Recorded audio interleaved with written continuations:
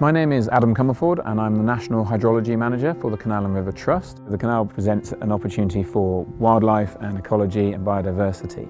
And if we let the water levels drop too far, that can cause problems for boats getting stuck on the bottom, but also it can start to cause some real harm to fish if we get high temperatures and low dissolved oxygen.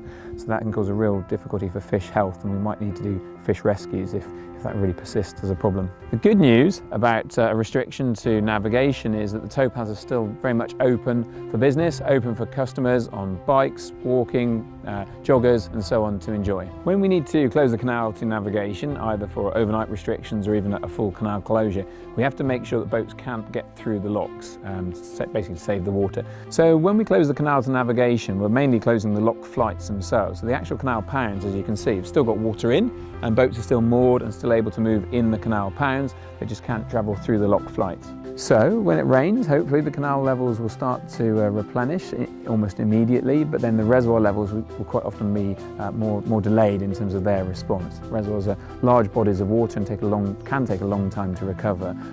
Often we need to get a direct hit of rainfall right into the reservoir catchment to enable the reservoir level to recover. We really encourage boaters to, whenever they go out boating, be careful with their use of water, and we've published on our website lots of helpful tips and guidance on saving water. Just simple things like sharing locks if there is another boat that can pass through the lock with you, or perhaps if the lock gate is set in favour of an oncoming boat, to wait for that boat to come through to make the best use of the water.